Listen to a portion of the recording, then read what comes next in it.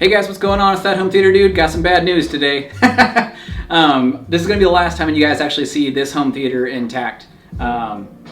Sadly, I got to go ahead and say goodbye to the home theater that I'm doing right now. But good news is the 2019 setup is right around the corner. So this is going to be the last time you guys actually see this home theater actually fully intact. I'm going to be swapping out new components very, very soon. And I'm really excited to be working with a lot of different companies. I partner with a couple of different companies now, and it's really, really cool to go ahead and keep evolving, changing things up, and giving my testimonials and reviews for you guys so that you guys can know the best type of decisions to make whenever you guys are making your home theater purchases.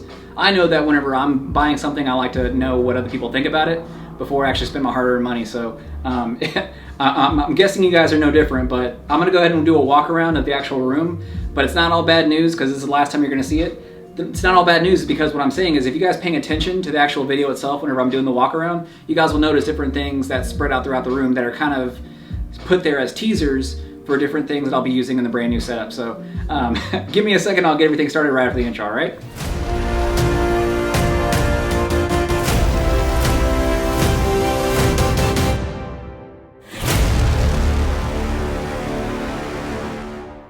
Alright, so real quick, I just want to talk about this video's intent wasn't made to be bragging in any way, shape, or form. That is not the intent behind this video. Basically, what I wanted to do is I wanted to show you guys for this level of type of setup and performance what to expect in terms of price and what it's going to look like in your actual room itself. So let's go ahead and pan around to the rest of the speakers to show you that this is a 7.2.4 Atmos type of setup, and this is just one of the setups that I've done over the last year, and it won't be the last over the next year.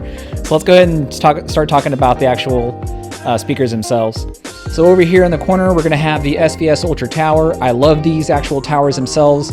The sound is very, very neutral, and the cool thing is you can play these with music, you can play them with TV or movies, and I like them to play with music and kind of like a stereo type of application, and I'll turn off the subwoofers.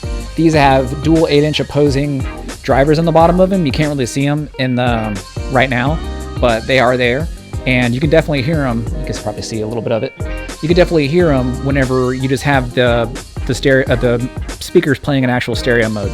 So I love it. It really fills the room and very, very immersive.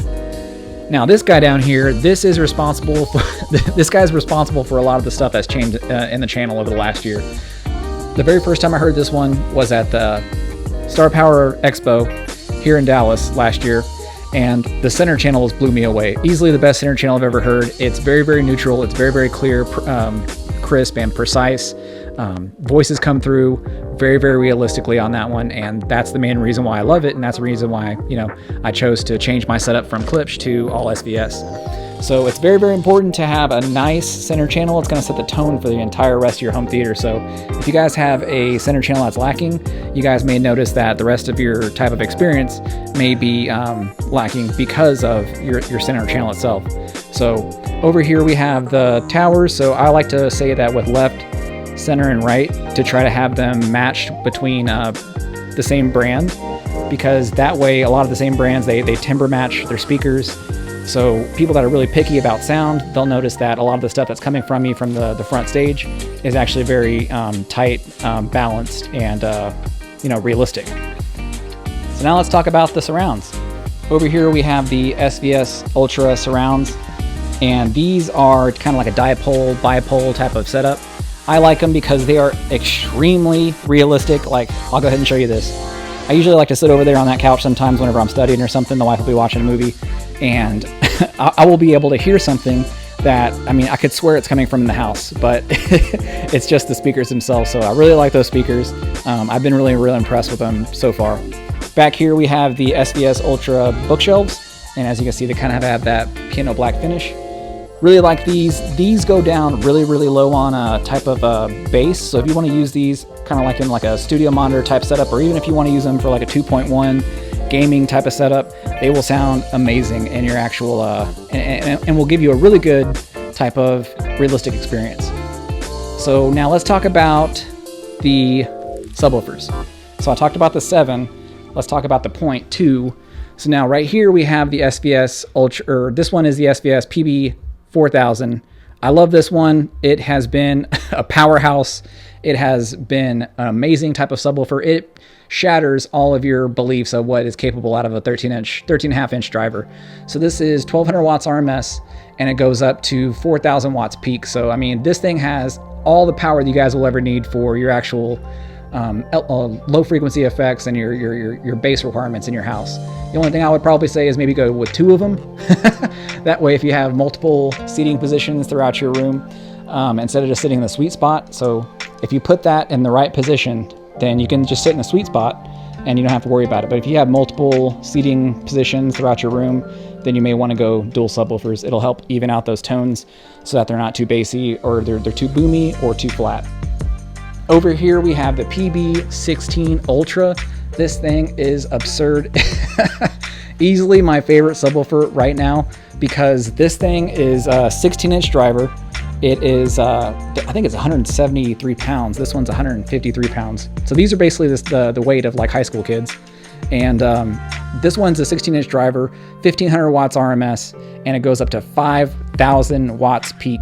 So whenever you need that extra headroom, you need that extra oomph for a really loud explosion, this thing will be able to deliver it time after time after time. I've run these for like 15 minutes on just a straight frequency, or like even just doing some testing for my friends whenever they come over to demo the system. And I will touch that center woofer and it is cold to the touch. It doesn't get hot, so you don't have to worry about the voice coil, you know, getting hot or wearing out on you. Same thing with the PB4000. These things are basically indestructible if you set them up right. So love this one. It's in a piano black finish. This one over here is in a black ash finish. If you'll notice, it's kind of a more matte type of appearance and looks a little more like wood. So I've talked about the 0.2. Now let's talk about the 7.2.4. So up here are the Atmos channels. These are the SVS Prime Elevations. Love these things. This one's in piano black as well. Kind of gives it that premium type of appearance. And it's cool the different ways that you can actually use these. So you can have them mount on like I do right here, kind of downward facing towards you as front heights, or you can have them to where you can put them on a bookshelf. You can use them as surrounds, you can use them as center channels, you can use them, the possibilities are limitless. So I have them as front heights right here. Love the sound out of these things, very, very realistic. And I have the rears in a completely different configuration. So in the rear, I have them hanging from the ceiling. And the cool thing is if you contact SVS and you already bought these, they will give you that magnetic attachment to actually hang these from the ceiling so that it's safe. If you guys haven't bought them, just go ahead and mention that you guys want them, and they'll go ahead and throw them in the package itself. And it's really, really cool to actually do it that way, because everyone knows that if you're doing Atmos, the best way to do it is to have in-ceiling speakers. And if you guys are in a house and you don't want to drill into the ceiling, or if you're renting, you don't want to cut holes into it, then this is the second best solution in my opinion, because basically it mimics the same thing as in-ceiling speakers, except for instead of having the ceiling be your enclosure, these are sealed, so they're nicer. It's more tight, crisp, faster response. So that's why these things are actually really cool versus going in-ceiling as an alternative. Okay, so let's go ahead and talk about the actual price itself. So over here we have a Ultra Tower, which is $1,000 a piece, so $2,000 for the pair. We have $650 for the actual center channel. Down here we have the PB4000, which is $1,900 in the black ash configuration. It might go up if you use the piano black like this one. This one is the PB16 Ultra. That one is $2,500. And then for each of the actual bookshelves themselves, so like each of these surrounds and different things like that, they're $500 a piece. And then up front, we have the height speakers. These are $500 for the pair in the black and the piano black, and then $400 for the pair in black ash. So now, just totaling all that up, if you want to have this exact setup in your house, it's going to be $10,000. So if you guys like this level of performance, you guys have seen my videos of demos and different things like that. It's not meant to be how it's going to sound in your environment. One, because YouTube crushes my audio with compression. And another thing is that, I mean, you have to think about that. If I'm recording with a microphone, it's coming through with a slightly altered tone. and then it goes through compression, and then you listen to it either on your cell phone, your earbuds, your headphones, your home theater speakers, different things like that. The sound's going to be different. So my demo videos aren't meant to, be exactly what it sounds like. Just take it with a grain of salt. It's basically just for demonstration purposes, just to show you guys what it's like to actually have this stuff. So now we talked about the speakers themselves. Let's talk about a few more of the components. So now that's not all I spent in the last year with this stuff. Over here we have a few more components that you have to think about whenever you're doing a home theater. Power conditioner, line filter, invaluable equipment for your actual home theater. I'm going to go ahead and make another video a little later on about how important it is to have a line conditioner or a power surge type of setup whenever you're making your home theater, because you don't want to sacrifice any of your components to an electrical storm or any type of electrical disturbance.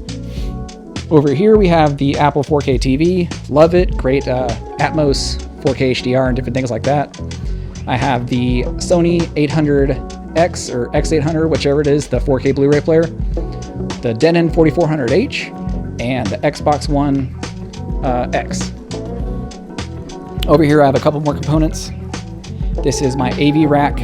This is the OmniMount 19U AV rack, and it's really cool because it has fans on top of it. I never use them because those fans are really, really loud.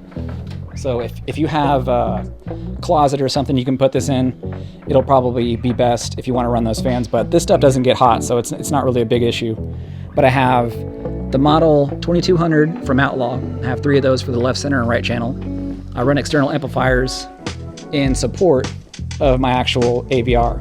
So my AV receiver only powers my height channels, and then everything else is taken care of with all this stuff over here.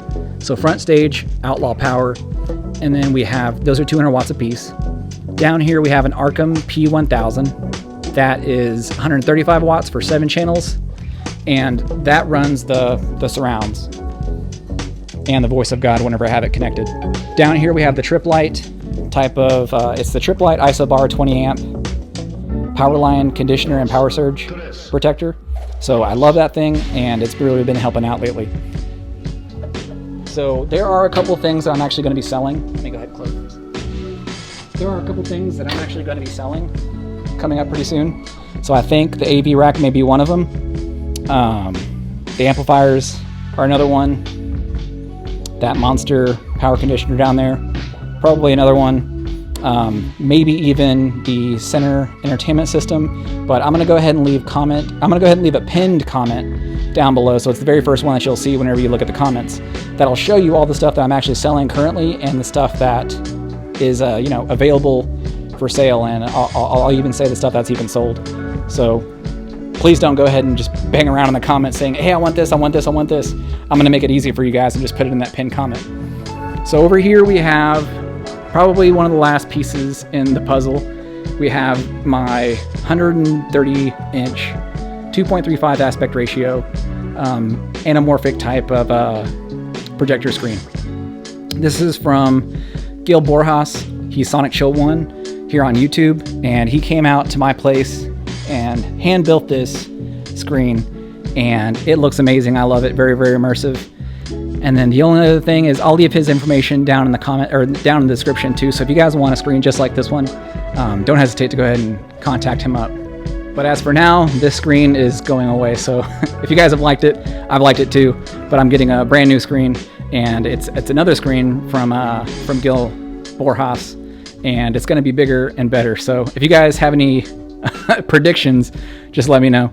Over here is the last piece of the puzzle. We have the Epson 5040UB.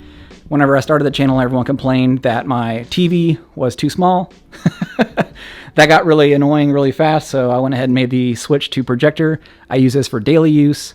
It is an amazing type of projector, and especially in a room that has ambient light. Look at this. I have all the lights on.